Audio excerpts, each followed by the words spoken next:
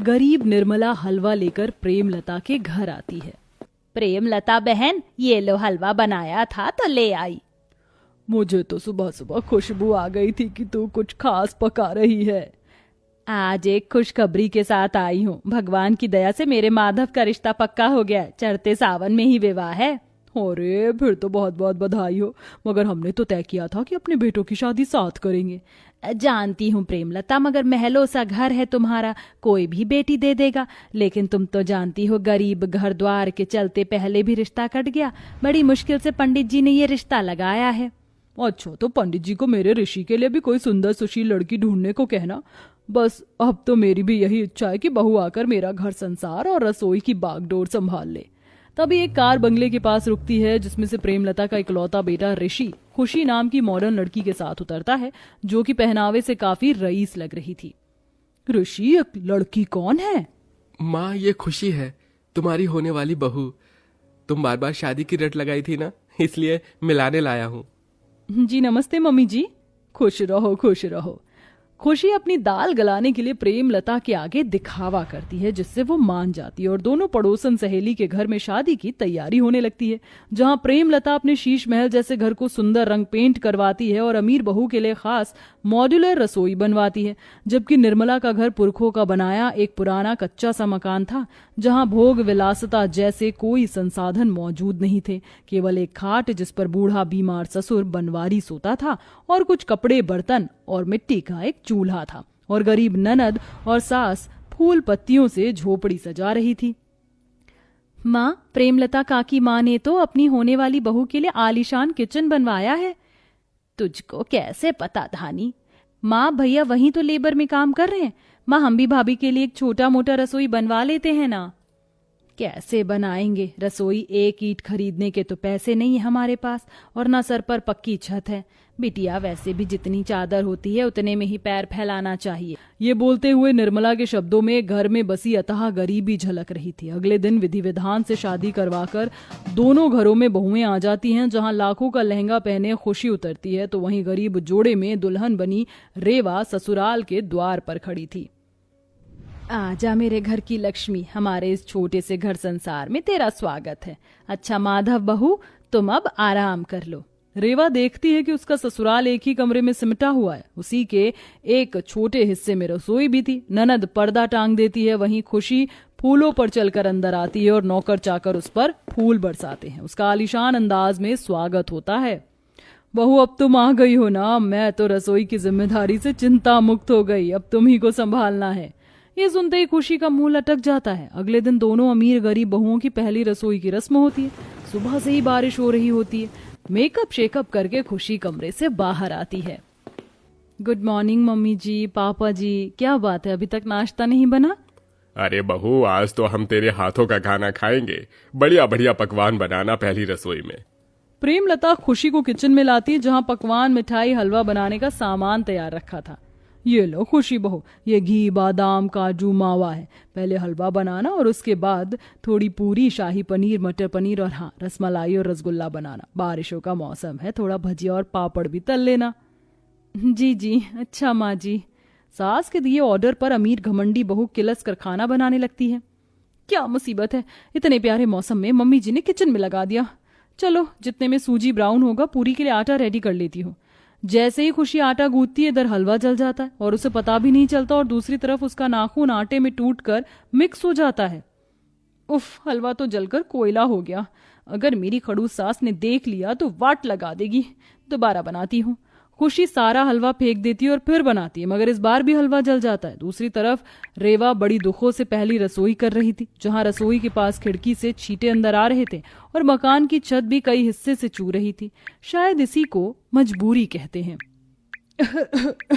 हे भगवान, लकड़ियां भी सीली हुई हैं, ठीक से आंच भी नहीं लग रही, धुआं धुआं हो रहा है। बेचारी गरीब बहू गत्ते से हाँक हाँक कर चूल्हा सुलगाती है और थोड़े ही राशन में खीर, पूरी, भंडारा, आलू और हलवा बनाकर परोसती है। सब उसकी बड़ाई करते हैं। कितना स्वाद भरा खाना बनाया है बहू ने। आज बरसों के बाद पकवान नसीब हुआ है। हाँ भाभी, आपने बहुत ही खस्ता पूरी बनाई है, और भंडारी आलू का तो क्या कहना। हलवा भी अच्छा बना है। जी धन्यवाद आप सबका। रेवा सबका मन जीत लेती है। वहीं अमीर बहू के जले पकवान खाकर ससुराल वाले दोष निकालने लगते हैं। तू तू तू अरे बहू, ये क्या बनाया है? हलवे में नमक और सब्जी में चीनी डाल रखी है। और ये क्या पूरी में नाखून, ये क्या विटामिन बढ़ाने के लिए डाला है बहू रानी? तभी खुशी बिगड़ते हुए बोली, आप सब लोग मुझ पर चिल्लाइए मत। एक तो मैंने बारिश में एंजॉय नहीं किया, पसीने पसीने हो गई किचन में इतना सारा खाना बना के, और आप कमियां निकाल रही हैं। जिसको जिसको खाना है अच्छा नहीं लगा खुद बनाकर खा लिया करो। तभी दरवाजे से रेवा खाना अंदर लाती है और बारिश में भीगी हुई थी। तभी खुशी रोक देती है। ओ हेलो, वहीं रुको, कहाँ घुसी चली आ रही है कीचड़ के पैर लेके? जी वो मैं निर्मला जी की बहू हूँ, माँ जी ने खाना भिजवाया है काकी माँ के लिए। रेवा के खाने से उड़ती खुशबू घर में भर जाती है और सब कोई वही खाना खाते हैं। देखो तो कितना स्वादिष्ट व्यंजन बनाया है, साक्षात माँ अन्नपूर्णा का बसेरा है रेवा के हाथों में। सीख उससे बहू रानी। मेरे इतने बुरे दिन नहीं आए मम्मी जी जो मैं उस 2 टके की गरीब से खाना बनाना सीखूं। मुझे जैसा बनाना आता है मैं वैसे ही बनाऊंगी। जिसको खाना ही खाओ वरना फाड़ में जाओ। खमंडी बहू का उल्टा जवाब सुनकर प्रेमलता कुछ नहीं बोलती। ऐसे ही दिन गुजरते हैं। मौसम की बारिश हर रोज होती है, जिससे एक दिन खाना बनाते टाइम गरीब बहू का मिट्टी का चूल्हा टूट जाता है और चावल भी बर्बाद हो जाते हैं। हे राम जी, ये क्या हुआ? भाभी आप ठीक तो हैं? अरे क्या हुआ बहू? माँ जी, चूल्हा टूट गया, अब खाना कैसे बनेगा? ये ऊपर वाला भी बड़ा जुल्मी है, सारी कठिनाई गरीबों के घर में ही भेजता है। कोई नहीं, नदी किनारे से मिट्टी लाकर चूल्हा डाल देंगे। मगर माँ जी, इतने सावन भादों के मौसम में सूखी मिट्टी मिलती कहाँ है? और अभी तो सारी मिट्टी बारिश में बह गई होगी। कोई नहीं, मैं ईंट का चूल्हा बना लेती हूँ। रेवा बारिश में रोड पर आकर इधर उधर से ईंट ढूंढने लगती है। वहीं अपने छाते वाले पक्के मकान से पिज्जा खाते हुए खुशी कहती है, क्या हुआ मेरी सासू माँ की फेवरेट गरीब बहू? चूल्हा टूट गया, अब ईंट का चूल्हा बनाएगी? Not bad. वैसे भी तुझ जैसी गरीब बहू की यही औकात है। ताने देकर खुशी अंदर चली जाती है और डबडबाई आंखों से रेवा घर आकर चूल्हा बनाती है। वहीं खुशी पूरा दिन बारिश का मजा उठाती है और अपने लिए बाहर से पिज्जा, KFC का चिकन मोमोज मंगा कर खाती है और पेट भर लेती है और चिक चिक करते हुए ससुराल वालों के लिए जला खाना बनाकर देती है, जिससे ऋषि चिढ़कर बोला, ये क्या बनाया है तुमने? शाही पनीर है और क्या। ऐसा पूरा शाही पनीर खाकर तो अच्छा खासा इंसान शहीद हो जाए। मुझे नहीं खाना।